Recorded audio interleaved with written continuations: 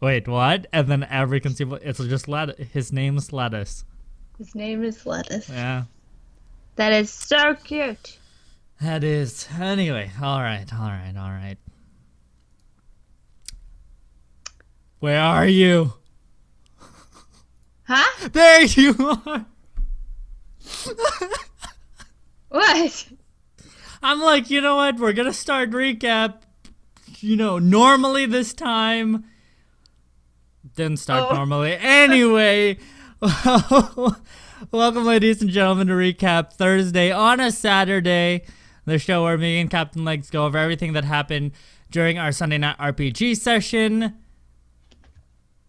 Fuck.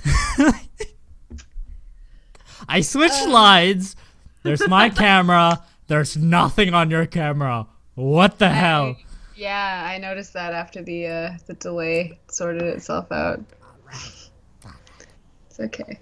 All right, last session, we fought some big baddies in a church that were causing chaos for the little town of Ravenheart. Yep. We almost died, which is a reoccurring theme, and that is after the battle. Yeah, so the state that we're in right now, basically, Holo's missing an arm, and she's naked because she just transformed into a wolf, and now she's back into her human form. Ileana's unconscious and will be for the next little while, and Deveril is in pretty bad shape, and so is Nuraz, actually. But those three are, like, notably damaged. So we go back to the alderman's place and get healed up and stuff. Deveril asks him to ring the town bell in the morning, and then asks the alderman to have a drink with him, but it is Zyron who asks him this, and his voice changes noticeably for Andrew. I think Andrew's the only one that noticed. Yeah, Andrew's the only one who picks up on it because he's the only one who knows about it. You're out. Ileana was they put her to bed, and she would have caught on, but did not. So they have a drink, and the night goes pretty uneventfully. Everybody rests up. The next morning, Deveril he gets all ready. He's up bright and early, and he goes to the church to ring the bells. And then all of the people in the town slowly emerge from their homes. They haven't done so in a long time. The week that they've no contact with they're emerging from their homes, and they're all just like, what's happening? And Zyron stands before the town and makes his announcement. So basically he is very well spoken, and fits into the whole adjudicator role quite well. He's wearing his medallion proudly. Says that they have been very, very religious feats for very religious people. Says that it was by God's grace that they were saved, and that the darkness is gone, and they back in the light, yada yada. Very, very rousing speech. But as the rest of the party kind of make their way to they're listening. They're at the back of the crowd with the alderman there, kind of rubbing the sleep out of his eyes from a little bit of a headache from the drinking. Zyron adds or drops this knowledge bomb on the townsfolk, and he says that the town still has one more step if they want to be rid of the evil that has befallen them, or the darkness. And he says that the alderman is the person who is at fault for the attacks and for these two monsters that killed the townsfolk. Says that he made a pact with them and took and brings out the torn pages of the holy book that the Therenders have, that the female elf thing was ripping up, and says that he found it in the alderman's house, how he was, must have gotten crazy with power, and, he's a heretic, and in order for the town to be cleansed, the alderman needs to die. Yeah, so now the townspeople, they're getting pretty riled, and Val actually comes up and confronts Zyron. Oh, this is later. This is later. While the crowd starts rumor spreads out and whatnot, the alderman from the back pushes his way to the front of the crowd and pleads his case, saying, of course not, this is preposterous, I would never do that to you, yada yada. But with a little more egging on from Zyron, a little whispers to the people in the crowd, those they start from kind of questioning to accusing now, and so the crowds starts accusing the alderman. They're starting to shove him and grab him and throw bits of stone or dirt or whatever they can at him, and they start dragging him off. The crowd starts moving from the church, and they start dragging him off. And Val, and then this is when the stuff happens. So Val approaches Zyron. She goes, "What the hell are you doing? What's going on?" And he sort of brushes her off and says, like, "Stay out of my way." Yeah. They have an interchange. She says that it's not, what are you doing? This is not, it's not right. And she's like, I'm gonna stop you. And Zyron basically tells her, you forget your place. You go against me and you'll find yourself in a prison. Like, that's and then he says, like, he's like, think about what these people did to you. Oh, yeah. Kind. And she's like, these people didn't do anything to me. Like, I have nothing against these specific people. But he basically tried to foster that kind of that race animosity in her. It didn't work. and it didn't work. But I mean, like, whatever. And basically she also tries to assault his mind and tries to do the whole mind share thing. He brushes that off, but he knows something tried to happen, so he has his eye on Val or Andrew, because he doesn't really know which one tried to do it. As the crowd's moving and clearing out, Ileana has her bow drawn and fires at Zyron, because she knows what's going on. She and Andrew, had exchanged looks. She knows what's going on. She cocks her bow and and fires it at it, but she misses. Yeah, she misses. But on purpose, maybe I don't. Who knows?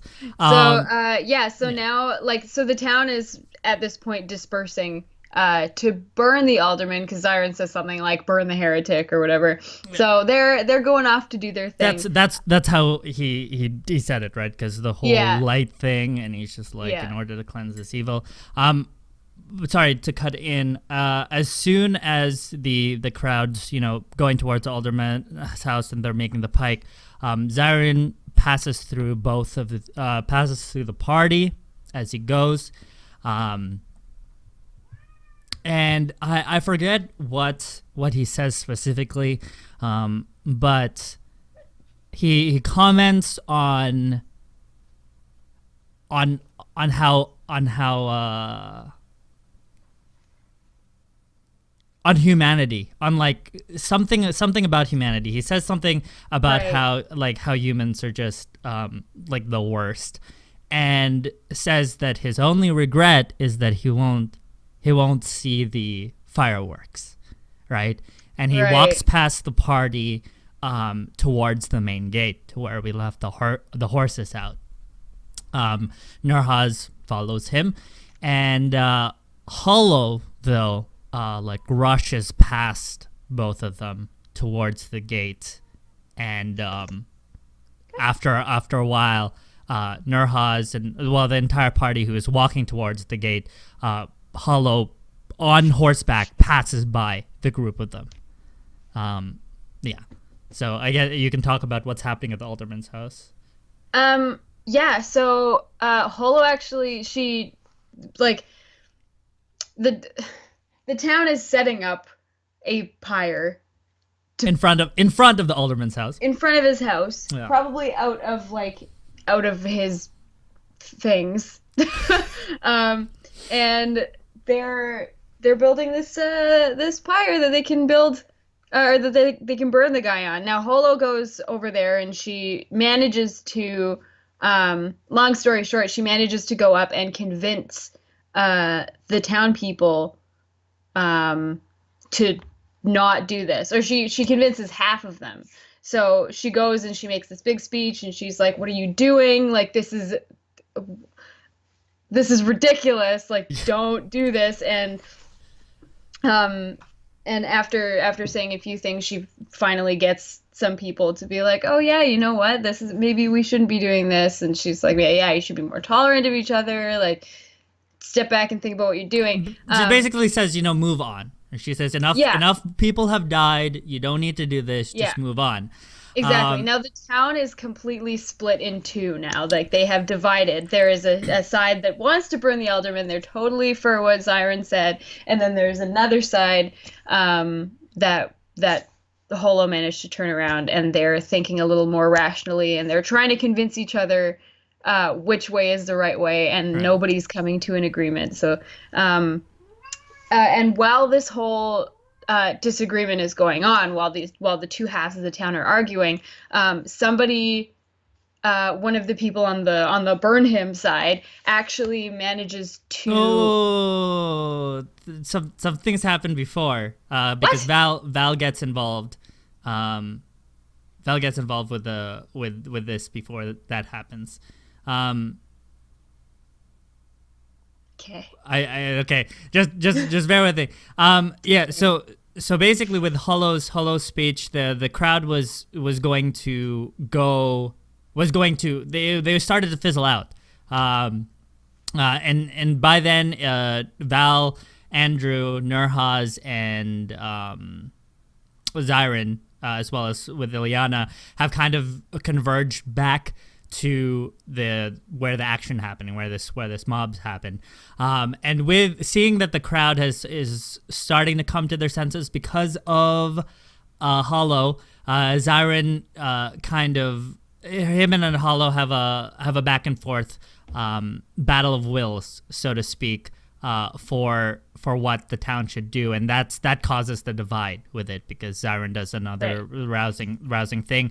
Now with what you said, it says Captain Link said, the crowd is split in half, and they're kind of reasoning, but that reasoning and arguing turns into shoving and pushing, and the crowds, right. It kind of goes into a melee. No one is trying to actively kill each other, but they're coming to blows. It's basically it's a bar fight at this point, Yeah. They're brawling.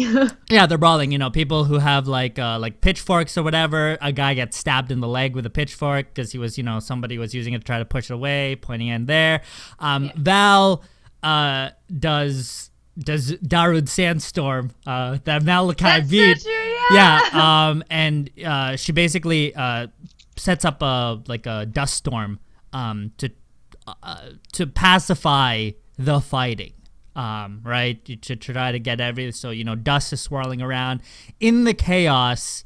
That is when one of the people who was for burning, a torch goes out and the pyre bursts into flames. And in the midst of the confusion, we're looking at the alderman, and he's starting to panic, right, as the flames start licking at his feet. Hollow is trying to push her way through the crowd with, some of her supporters, but she's on horseback, and the horse, with all the melee and brawling happening, is kind of spooked, so she can't make her way towards the crowd. And the alderman starts then screaming in pain rather than panic as he starts to burn. Yeah, now the whole town, as they finally realize what's happening, they're hearing these screams of agony. The town goes totally silent, and Ileana takes it upon herself to pull a Jon Snow and shoot the alderman, put him out of his misery, as he burns to death on this pyre. Because at this point, none of us can get to him. We can try to, but he's so he's cooked. Yeah. By the time we get to him, he will be suffering if he does survive. So. Yeah. What Jeff did say, that by the time Hollow got there to be able to cut him down, he's still screaming, but she knows that even if she cuts him down now, he's not gonna survive his wounds. Yeah, he's not gonna make it. So Ileana decides to put an end to his suffering, and the town falls completely silent.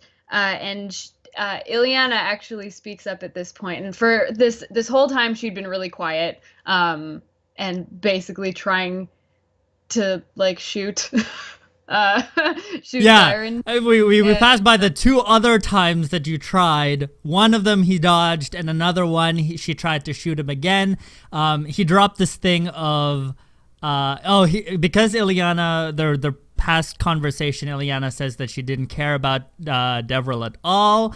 Zyron kind of chides her and says that maybe she does have feelings because she wouldn't be that poor of a shot otherwise. So she uses her last arrow to kill the alderman. Now so she steps up and talks to the townspeople, and she says, "You know what? This is what happens. Are you happy with yourselves? You did this by listening to this strange ass judicator you've never heard of or seen before, who tells you to burn your fucking mayor alive." There's a judicator. Yeah, and they all kind of it's crickets. They're mumbling. This woman screams, and when the alderman dies and starts sobbing, they're people crying, but it's everybody's in shock at what has happened.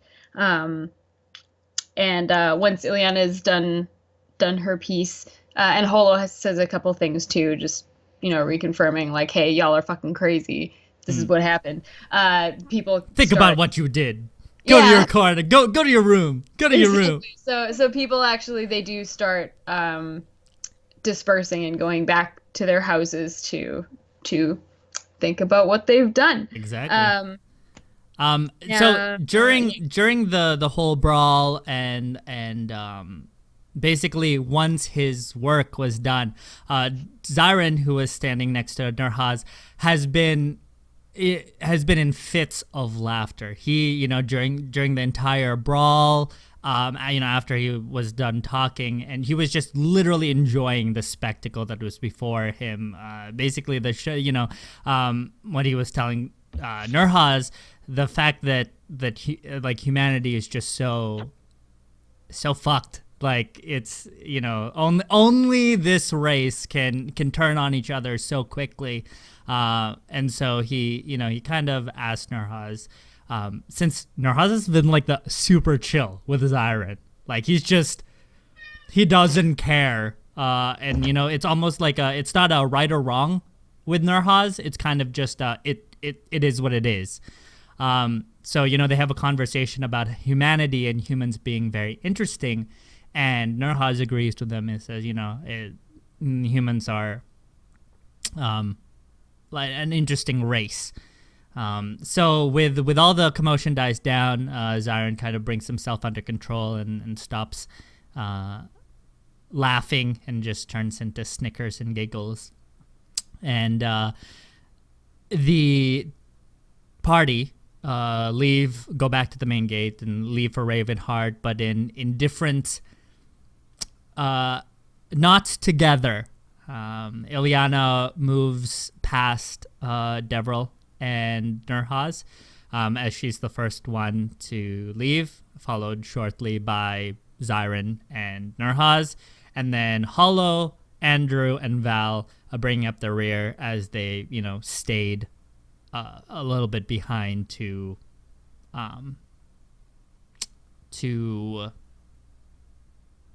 assess the situation that Ravenheart's in. I guess that's the best way I can put it.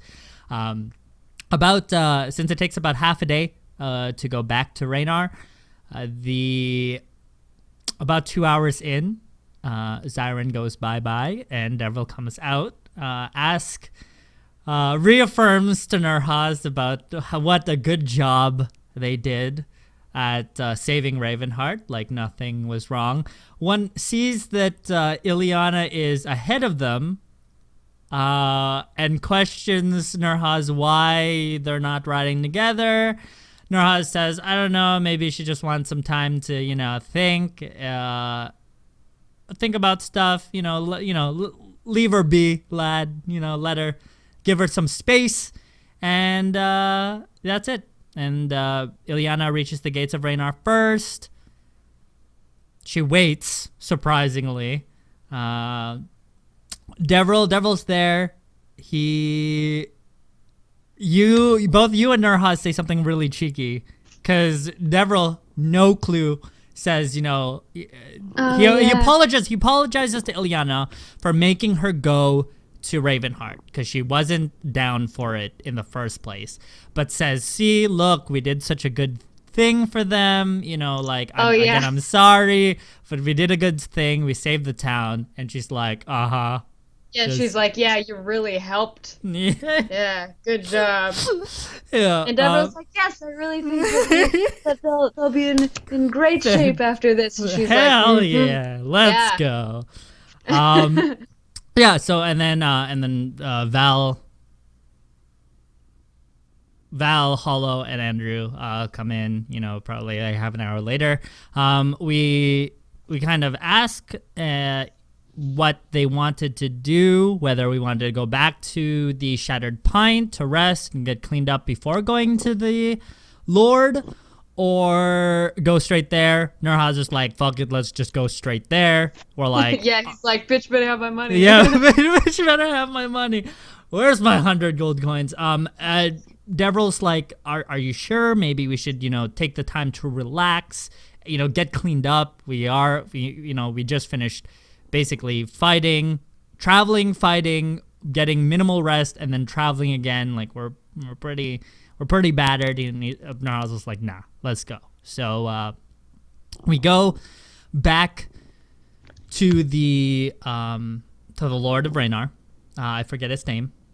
Yeah, Prob, do you have it written down? Arl. I have it written down somewhere. I have it. Wait, I have it on my other note. It's hi. Yeah, I have it written down, but I didn't bother taking it because I literally wrote down like 2 names the entire session. I was like, hold up, I got this. It's Lord Gult. Lord sure? Gult. I'm positive. I feel like we knew his, anyway. Sure, why not? Yeah, so we actually enter his council room. It looks like a war room. His chamber is not fancy. It's very practical, very Spartan-like. And we wait because he's conversing with what looks like a scout. Knelt before him. They're whispering. His like armsman, or that guy with like the beat up armor, is there to his right as well. The scout finishes the report and walks out of the room. He motions forward to us. We give the report. Nurhaz gets the skull and the talon from the one of the male quote unquote elf as proof that, you know, we did what we could, and that we tell him that report should come in. Devril makes a point though, that regardless of what the report says, or what the Ravenheart says, to know that this was the work of forest monsters, not elves. Yeah. And so Val picks up on that as a little bit big. Val will remember this. Yeah, Val will remember this. But she picks up on that, and you know, as I explained, the connotation is that Devril is trying to do his best to not, you know, not have elves just take blame for no reason, right? Like it's literally not their fault. So we talk with the Lord a little bit more. He says that, you know, if we fit, he asks us where we're heading, where our journey takes us. We lie. Well, we don't to the Elven Gardens. Yeah, no. Yeah, we just give him a location that's slightly near there. Slightly near there. Past the Elven Grove. So we didn't. Yeah. No, we just, you know, weren't very forthcoming. So he's we like, altered the truth. That's true. Well, I mean, who knows? We might go there. You know, just anyway. So he's like, yes, just be careful, because the place where you're heading, because we just said southeast, are allied with Banwick's men. This whole civil war that's brewing is on the other side of this. These are the revolutionaries, or so he's like, just be careful there, because, you know, you people seem like you are loyal to the crown. And we're like, yeah, sure, we'll watch our back. Which we don't like Banwick's men. They suck. Well, he kind of like said a weird thing. Like he said, as a loyal, like said loyal really loud. Yeah. Arl to the crown. I advise caution in these traitor territories, as if like somebody's listening to him. It's really, and we're like, wait, I thought Raynar was like neutral. But it feels like he has to choose a side one way or another, so he's picking the crown. But yeah, so we tell him. He says that you know, if we're ever, you know, after our journey, if we're ever around to offer our services, he won't mind hiring us again, because we did such a good job. And we're like, all right, sweet, connections. We better leave before he finds out what we did. Which I don't think would be too bad. Anyway, he still doesn't know that Devril's adjudicator, so he just thinks that we're all mercs. He lets us keep the silver weapons, which is nice, as a bonus to the. Oh, and Ileana lied about using all of her silver arrows. That's true. She left them on the horse. She got another 20. He gave her more. She got another 20. Yeah. Oh my goodness. Which you used none of them. You used 3 on Devril that you just missed and had to pick back up again. No, I used my regular arrows. Oh, all right. Okay. Yeah. There, but you literally, so now it's just fucking 40 silver arrows. Wow. Skamazed. No, I had 40. They gave me 40 to be. Oh, I thought they only give you 20. I don't know. 20 and 20. Oh, okay, never mind. That's even better. Anyway, you skamazed him. You skamazed him well. So we're heading back to the Shattered Pint. Devril says, you know, we could use, should we stay around, you know, relish a job well done, maybe, you know, relax a little bit before we head to the road. Everyone's like, nope, we leave right now.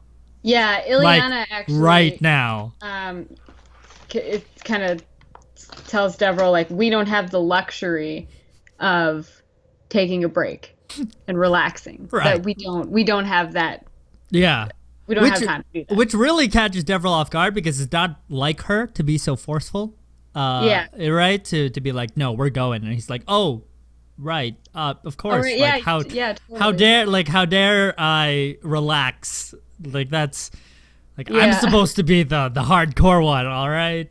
By all means. So we actually head back to Ravenheart. Well, it's the road. We follow the road. It's just, and Ravenheart's on the way. Yeah.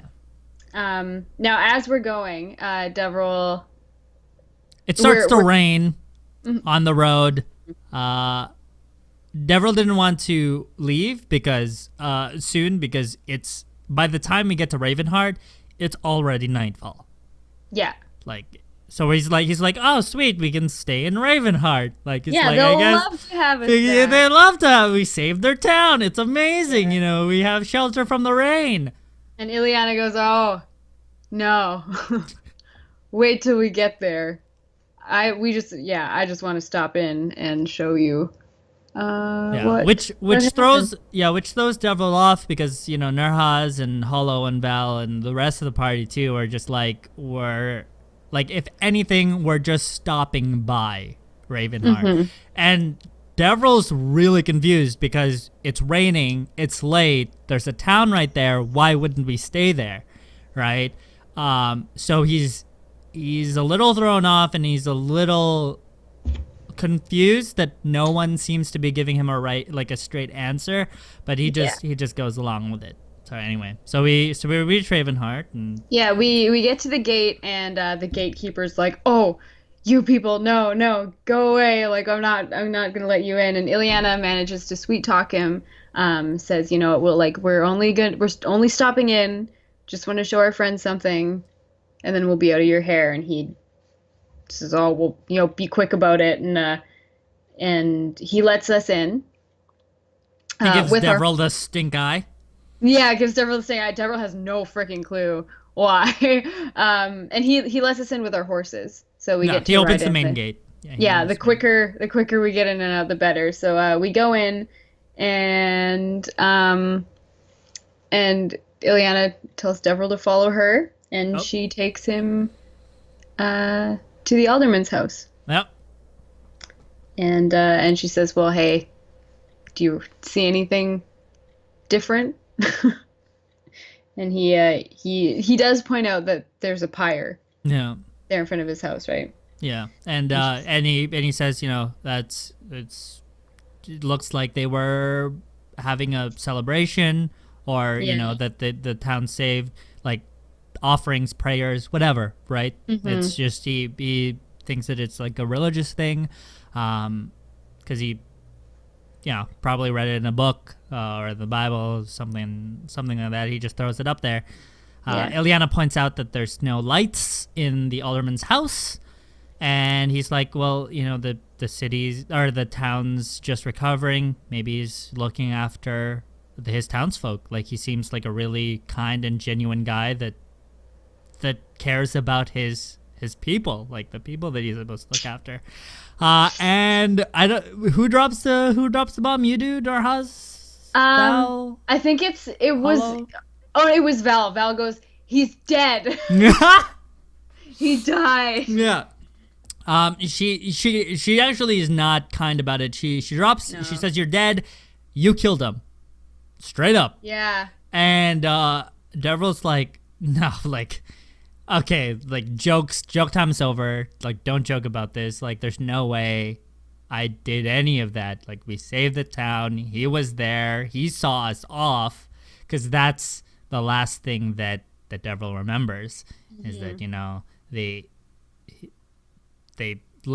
rung the bells, right? Assembled the town, and then they left. That's literally the last thing that he remembers.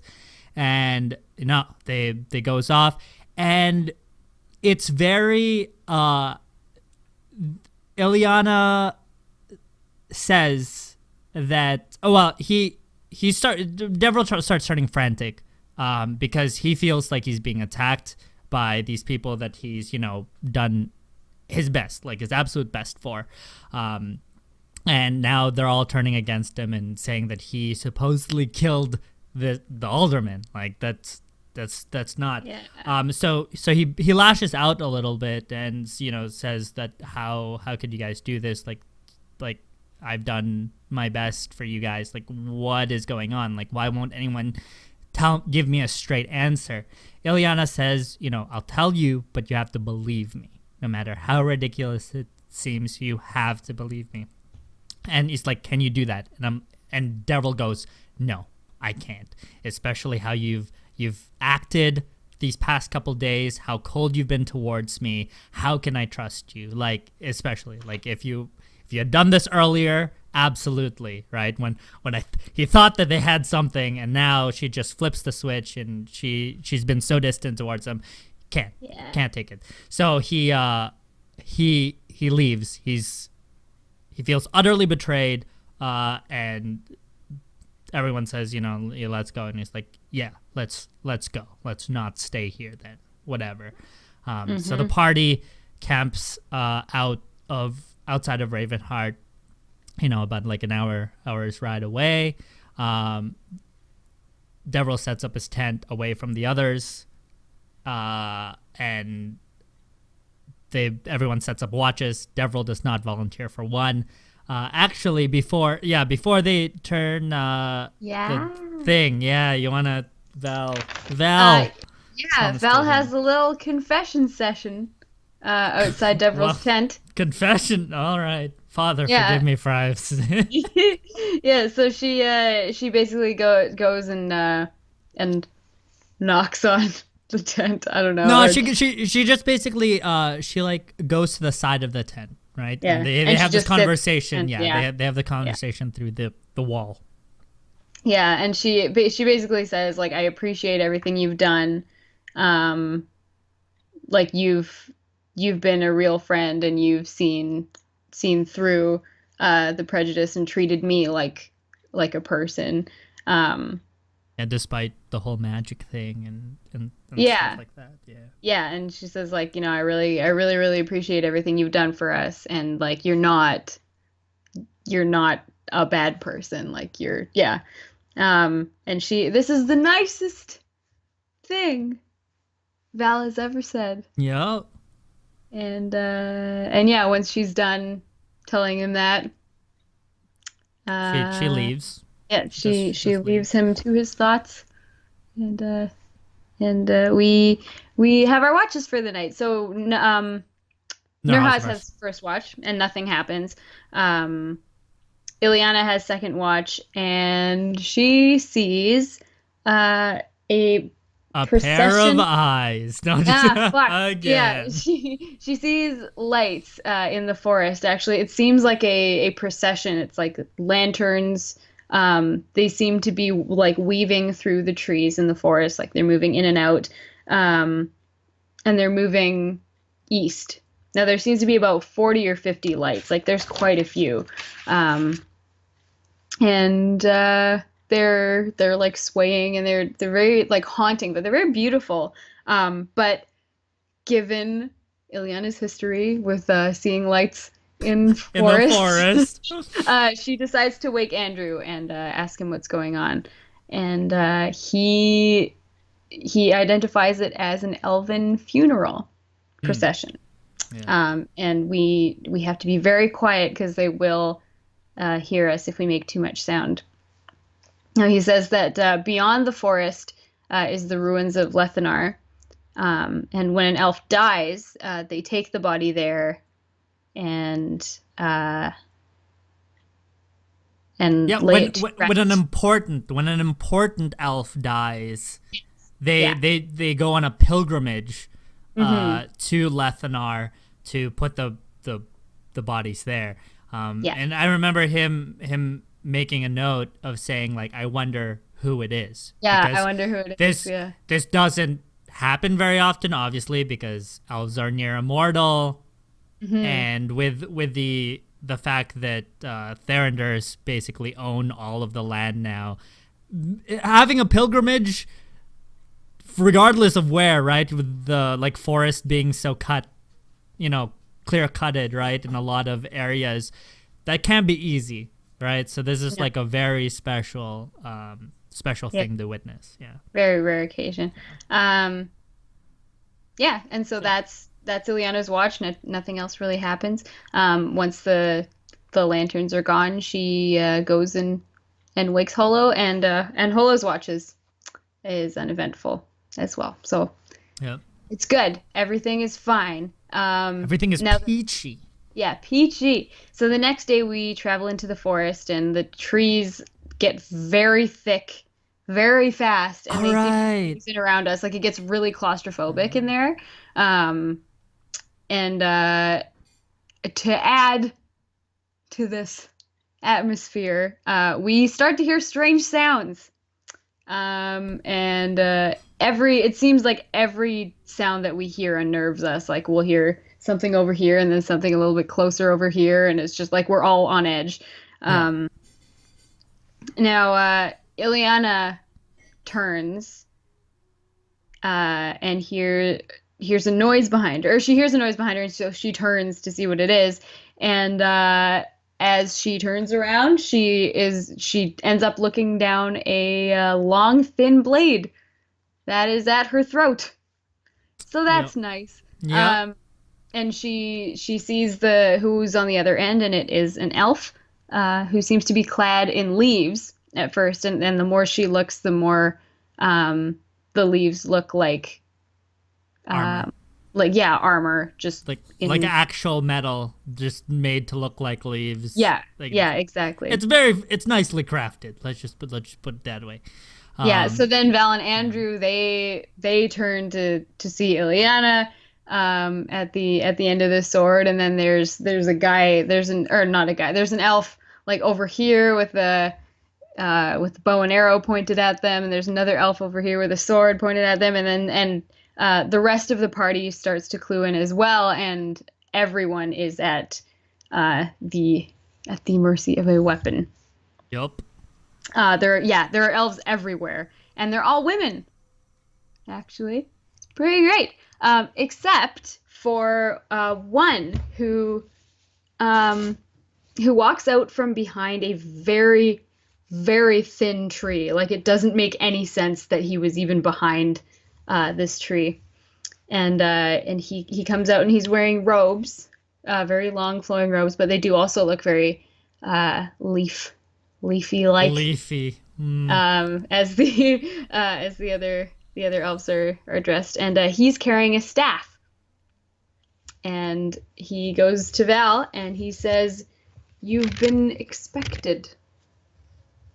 And she's stoked, like she's beyond stoked, and she's like, "Well, I wasn't expecting to be expected." Pretty much. Very excited. Yeah.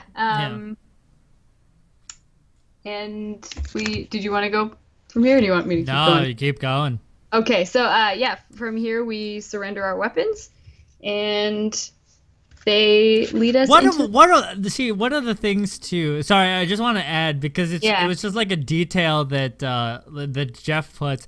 As soon as we give up our weapons, especially Devril gives up the weapons. One of the elves near Devril and Nurhaz says something in Elven, to which Val knows, and she says, "What a shame." Like I don't know what that meant, like whether they wanted us to put up a fight, or like I didn't understand. So I was just like, I don't know. I don't know. But anyway. So we surrender our weapons, and they lead us further into the forest. Yeah. And as we're walking, at one point we see a glow ahead of us. The same shade. Ileana notices that it's the same type of glow as the funeral procession had, which is like this bluish, white light. Very like, I don't know. Very LED. Like, yes. Yeah, very LED. We keep going, and the woods naturally thin into a clearing. And in this clearing is the Elven city and it's beautiful. It's very like natural looking. Um, there's like trees everywhere. It's like really nice tree houses, Yeah. I guess. Yeah. But yeah, it's beautiful, and we all actually feel really safe, which is Despite great. everything, Despite yeah, like not having despite weapons, being like human. yeah. Now the elven mage, I guess, guy, the Yeah, only guy. we have his name. That's the other We name do. that I It's wrote down. yes, it's a Warseer Aelith Aelithas Dude, I don't. My notes are over there. Warseer is his first name, so we'll go with that. No, that's his rank. That's his title. What? That's his title. Warseer is his title. Oh, I thought that was No, that's his oh, title. okay, no, okay, the Warseer There you go. Aelithas something. So fuck it, I'm tired. He says, welcome to Ashan.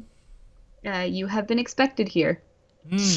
And he says that the elders wish to see us as soon as possible, but we can have accommodations and speak to them in the morning. Yep. And we go, yep, because we're real freaking tired.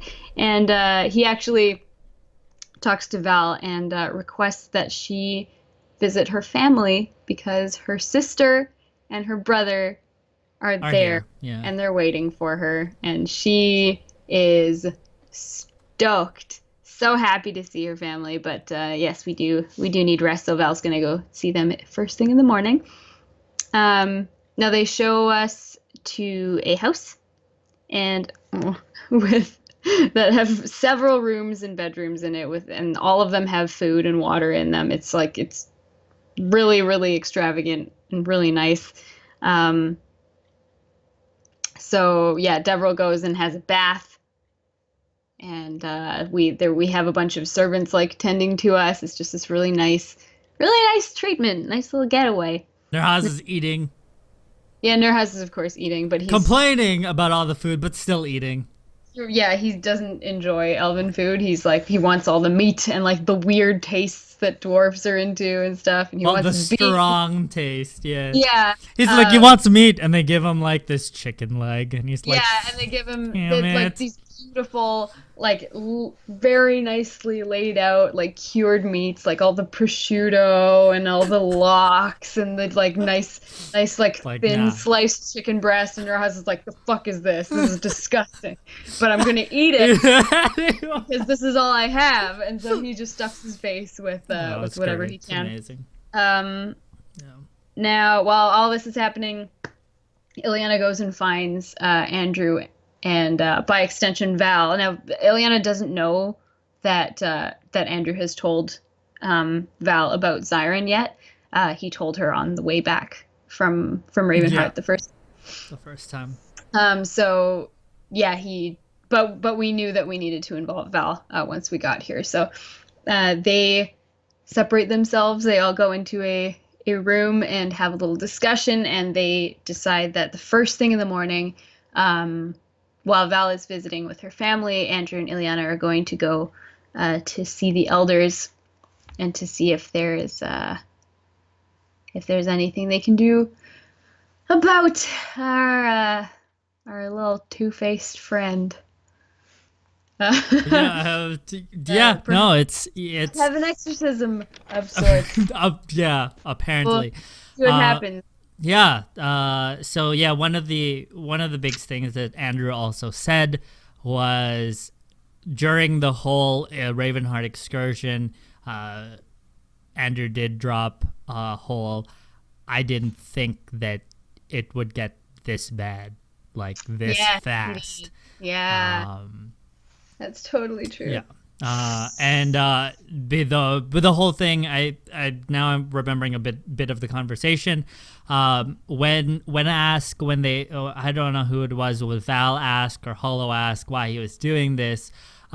He simply said that he's there to keep the balance. As Aaron said, to keep the balance. Deverell saves the town.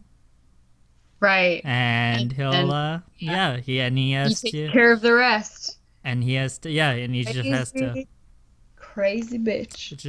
It's great. So yeah, hopefully the surprise or that last session was really good, because I did say that you guys should all come for that session. We did a lot of RP, a lot of good RP. Hollow Sarah came out of her shell. She did that match. She RP'd like a pro, which was amazing. That's why I was almost, a part of me almost would be okay if I had lost, because she deserves it. That's one of the things too, that I was really you were torn. not okay with us fighting you. You're like, just let it happen. I was surprised how much of a struggle you guys put. Like, I honestly thought that it would just happen, and then you would all just pick up the pieces afterwards and be like, okay, what the fuck, right? Like, I thought that's how it was. But yeah, no, like Hollow. We like to prevent it's efficient rather than cleaning up after. But you don't have to clean it from even happening. NPCs, all right, no mess. Anyway, yeah, Hollow Sarah did a really good job. That's why I was really bad, because I was like, she definitely deserves like something, and but I was like, I still want to win.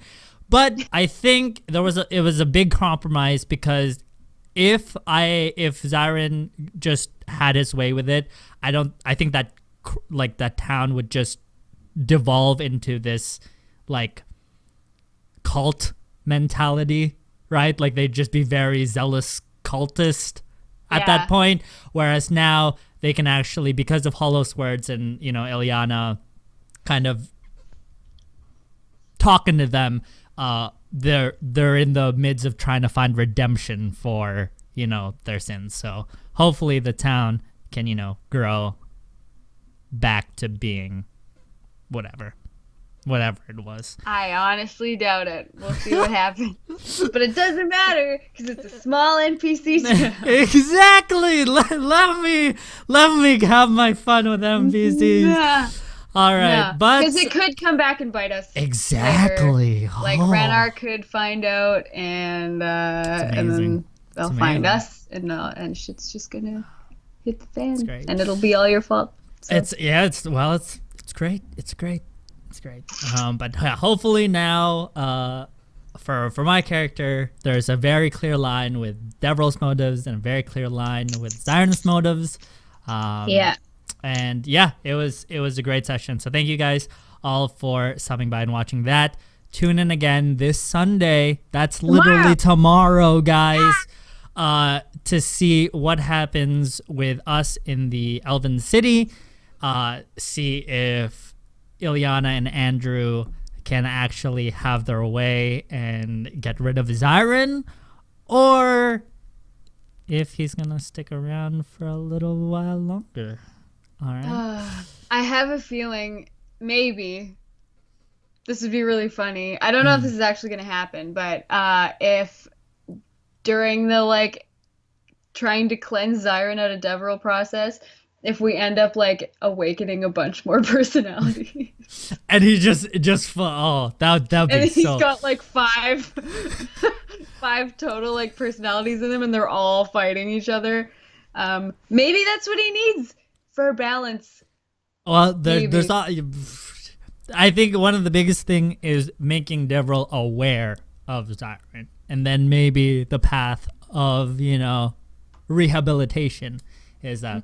But yeah, who knows? If you guys are worried, I do have another character in the background, since now I not only have to deal with our GM trying to kill me, but now my own party members wanting to kill me, which is fantastic. You do this to yourself, though. This is all. No, exactly, but it's fantastic, because for the longest time. Is this because you really want to play your new character? No. This is one of the biggest things, is because I already told you I wanted Zyron to I wanted to get the point that Zyron was all about manipulating people, right? Manipulating human emotions and playing them up. Look how much he capitalized on the fear, the sadness of Ravenheart, right?